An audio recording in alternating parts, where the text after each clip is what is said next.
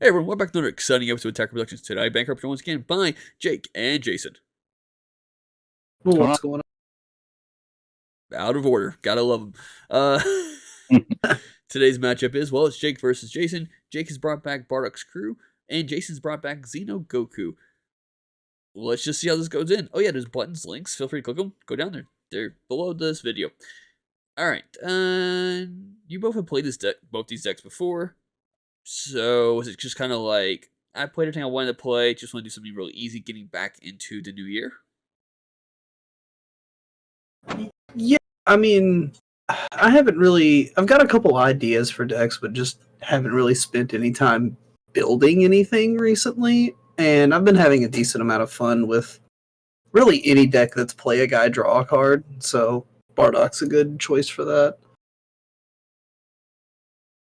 Yeah, I've been having a lot of fun with this Overrealm deck. Black's always kind of fun to play. Yeah, it's been a while since I think you've played this deck, though, hasn't it, Jason? Oh yeah, it's been probably like 6 months. Has there been any? Because I don't think last time you brought it, the Z deck was out yet. It was not. So what kind of changes did you kind of made for this deck going into set 2 of Zenkai? So as far as the battle or the Z cards go, for I have the new SS Son Goku for the mission, which is really good to have for this deck because it's pretty much just for this leader, and you can search the deck for a black unison that's 10k power or less, which brings out the unison that I need is crucial for this deck that lets you overrealm twice per turn. Yeah, and especially with all the milling that you're capable of, that double overrealm can be really scary because overrealm cards typically have like an additional benefit outside of just attacking because they usually only stick around for one turn. So I'm doing play a guy, draw a guy, but you could play a guy, overrealm, draw 2 cards, mill, overrealm again, play a double striker, all kinds of stuff. Yeah. And another thing, too, is I also have the new Dark Broly Heartless Berserker in here, too. Yeah. So if I mill it, I could just play it for my warp. It costs 2 energy, but it's still worth it. Yeah, a lot of people forget about that effect and just kind of use it as a another copy of Secret ID. But yeah, being able to play just a 30k from the warp for 2 energy is really solid. Yeah. And then, of course, I still have Thwarting in there, which is a must-have. But as of that, that's pretty much all I have. It's just that 1Z battle card, and I have the Mass Saiyan card that you can play for 1 energy when you overrealm. Yeah, from the anniversary box? Yes. It has to be like 6 cards, right? I think so. Yeah, I think it's when you overrealm 6 or more cards. It's costs 1 to play it. Yeah. Back in the day, that card was so good. Still pretty solid when you're overwhelming twice a turn. You just play a free 15k blocker. But out of curiosity, Jason, is this the first time you played against Bardock's crew? It is. So, or at least the yellow version. The yellow. This particular build has a lot of way of tapping cards, which kind of makes that block almost useless, which really is unfortunate. At this stage of the game, a lot of those effects I have to be at 3 energy to have access to. Okay, so playing it this early was actually really solid, and it kind of took me off guard. Yeah.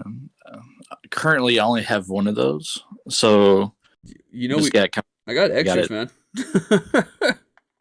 I know, but right now my deck is at like 56 cards, and I'm trying everything I can to keep it that way. Yeah. Well, how much you mill, it does make sense to play a little bit over 50. Yeah, Yeah, the front side's burst. Is it burst 2 or burst 3 on the front side? burst 3. Yeah. Yeah, burst 3. Take a life, draw a card. Just everything you want to do in a black deck early in the game. Yeah. So I can't remember your build. Do you incorporate? And you guys might talk about. I had to step away for a few minutes. Do you incorporate the Crimson Trunks? I do not. Okay. I think that works in this deck because I think it requires a black sand leader, or it might just require no leader. It's just it's pay X from the and you play it from the warp. I think. Yeah. I think it's a sand only card or black sand only. Yeah, I'm pretty sure that's how it's worded. Because you, I don't know. Actually, I know there are a few cards that require a black sand only leader, but I don't know if that's one of them. But either way, that's a solid inclusion. I'm actually pulling it up. It's not called Crimson Trunks. What's that card called? I really don't know off the top of my head. I'd have to look it up. Just like pull up the whole set and go find it. So, Power Awaken. What was? Wait, permanent auto in this card. Activate leader's black. No, and there are 8 or more cards in your warp. You can play this card from your warp for 2 energy, 2 black energy to specify. But yeah, I think it'd be a really good deck in a deck like this that does overwhelm a lot. And on its swings, I think it puts more cards. I just exiled the prompt, but it puts more cards into your drop on its swings, or to resend it one or the other. But for Jake, then going against this deck, which could be very aggro central, and once it's awakened, it's double strikes. How did you feel going into this matchup? I felt like I needed to protect my life in the early game, and you see right there, I'm comboing cards off of the board to not take damage and kind of hover around 6. I do have a few cards in my deck that turn on at 5 and 3 life, but because of that double strike, see, here comes Scientist Fu. Because of the amount of double strikes in this deck, I felt like I needed to keep my life total as high as possible. And then if I had a chance to go from like 6 to 4 and then 4 to 3, maybe take that and start defending. But in order to have that as an option, I kind of needed to put in some extra work here.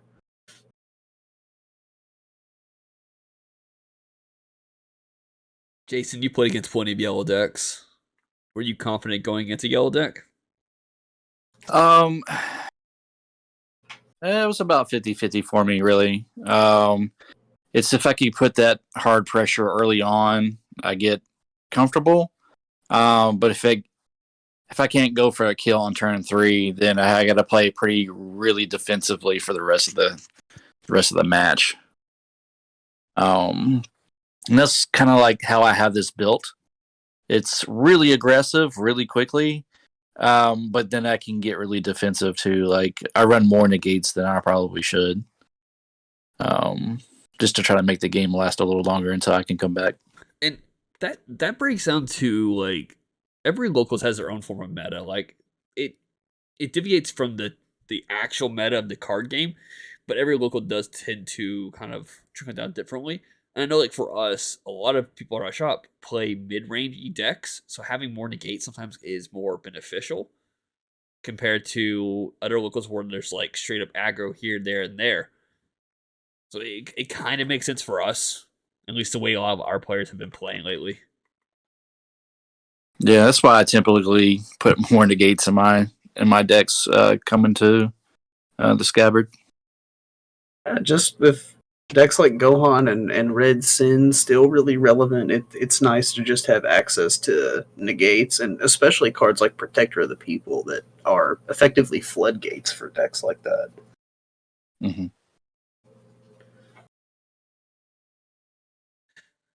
So this right here is I don't know if you incorporated this in your original build, Jake, but this Piccolo Gohan is a very, it's gone now. But Yeah. And that's why Broly is good. But it's definitely a nice inclusion into for this picture because we did play, and I think you got that on me very early on as well. Yeah, because the Bardock leader gets to combo for free from the drop area when it swings, every time your leader attacks, you're already going to have one card in the combo area, and with the amount of cards this deck draws, it's not that costly to just toss two more down and then play Heroic Team. Especially if you're Z Awakened, you'll draw a card on one of those combos, and then when Heroic Team swings, you'll draw a card as well. So there are instances where you can play this card for basically no downside as far as card advantage is concerned, and that makes it really attractive. The fact that it's a 1 plus 10k combo keeps you from running it at like a 4 of, honestly. And I just wanted to look at the art on this Protector of the People here. This is why I actually play in a lot of my decks. I know Fluff hates it, but I play as many arts as I possibly can in a deck. Now, granted, if there's an option between like an SPR and SR, I obviously will run all the SPRs if I have all the SPRs for it. But decks actually have like, or cards have alt arts to them. I try to play as many as I possibly can. See me, I'm the opposite, where a lot of the way I like recognize what cards I'm playing is through like visual recognition. I like to keep, if I can, all of the arts of the same card in a same deck the same. I explained to Fluff. It's kind of the same way for me. In the sense of, I need to make sure I know every version of this card and what it looks like. So when I'm playing against other people and they're using these cards, I don't go, what is that card all of a sudden? I go, oh yeah, okay, I know what they're doing. I don't need to pivot and look at their card to make sure I know what it is. Like, I recognize the art. But this is also coming from someone who plays every deck. Every set. And so there's a lot of, not knowing my opponent's cards do because, yeah. So I still have 3 cards. So far in this match, I've been really surprised at not only the amount of pressure, but like the cadence of it from this Xeno Goku deck. And you can see like I'm already kind of flubbed my game plan as far as taking my own life. I didn't really want to sit at 5. But that Broly just kind of threw me off, and you see I left an extra energy open here. I'm pretty nervous about the amount of pressure that's going to come my way this turn. You actually left 2 open this time. Yeah, that's what I mean. Like, I left 2 open energy. I guess I said 1, but... Yeah, a question I have for you, Jake, is you didn't play, Flying Nimbus at all. Do you run any of those in your deck? I had them in the sideboard and just didn't board at all for this game. It was round 1 and wasn't really sure what you were going to do. If you were going to do like a couple of big 30k swings a turn, or if you were going to do a bunch of smaller ones. Gotcha.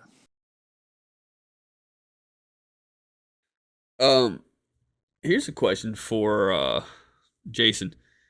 Since you are playing a black deck, and I don't know if you understand the potential or if you just don't have the cards, but Black Smoke Dragon accumulating negatively. It's a card that has three things when you play it. Either you place up 3 cards top of your deck into your drop, and if there are a total of 7 more cards, you draw 2 more cards. Or you could KO a 7 or less ignoring barrier card and sending to the warp. Or you can even get rid of Unisons with this card, as long as they have a specific cost of 2 or less and 7 or fewer markers. Do you play any of that card in your deck? I have 1 and it's in my sideboard. Okay. The reason why I didn't put it in during this match, that I was kind of comfortable with the cards I had. And then I think I play it this turn. I can't really remember. It's the card I haven't mentioned yet that I have in there. It's the SCR that I'm running. So with this deck, I try as much as possible not to play multiple cards that tap more than 1 energy. Gotcha, and that does cost 2 to do. It costs 2, yeah. So warping the blocker token was really nice, and then putting a 30k right behind it. here I went ahead and dropped Tora, and it's basically the robotic riposte effect, but for non-leaders instead of non-unisons, which isn't actually as strong as it could be against Xeno Goku, considering most of the pressure in the deck is on the leader. Yeah, the fact that it's still able to swing this turn. But you still have one open energy. Let's see if you negate. I guess it's a no. Oh, that's even better. It makes it a 35 or 30 crit double strike. Yeah, plus he's getting all the power from the cards in his warp, so it's a very tall attack here. And bringing out Cooper's Secret Rare from set 19. So from this point on, when Jake wants to play a card, which you do get... Oh, that's right, you get to take one of his life. Forget about this. And then you get to play a card from his warp, I think. Yeah, warp a card, and then play it in my battlefield. Currently, in my warp, there's only one 7 or less, and that's the super combo. Yeah, which won't work from at all. But it's a... Is the monster? It's 10k combo. It's still a 10k combo, yeah. But if you play a card, he's able to pretty much just take it. So now you got to play around that, which I think this deck can do. Yeah, you can pretty easily drop 2 battle cards a turn. The problem is most of the cards in your deck are 7 or less, so there isn't much outside of this secret rare that I just tabled to get out of that effect. Now, I don't remember the actual wording. Is it during your opponent's turn you get that auto? Because I feel like he could steal the secret rare now. It's 7 or less on the okay, that's right. Yeah. on the secret rare, and the secret rare I played as an 8 drop.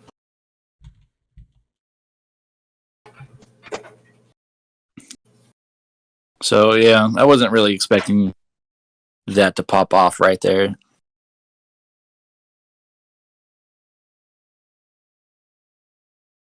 The only thing that could have helped me on that turn is if I had Super Saiyan 3 Gogeta Authority of the Dark Empire. I didn't have it in hand. Yeah, that would have been a nice way to push that last damage and warp my secret rare out. Yeah.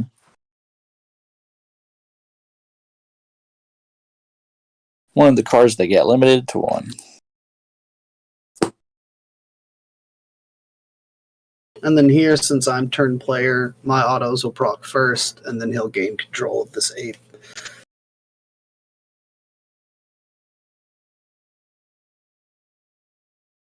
By warping his token, which was a nice use of that token. You just have to warp a battle card in play.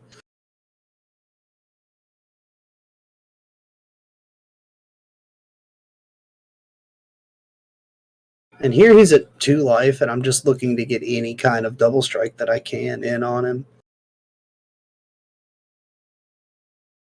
Yeah, at this point, just trying to apply the pressure and get something in works best for you. Oof. But both your cards are already tapped, so it's kind of... Yeah, doing this Slowpoke right now is probably the best bet. Yeah.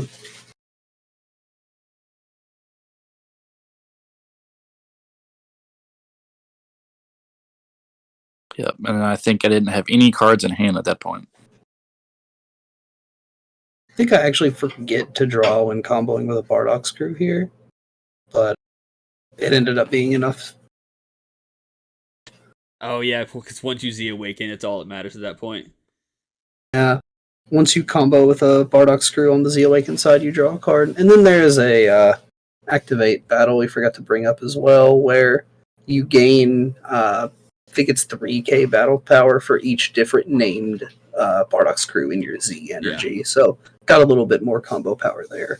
So with that being said, thank you all for tuning in. Keep in mind, there's buttons down below. There's links in the description. Feel free to click them there for a reason. Thank you guys for joining the call today, and thank you all once again. Bye.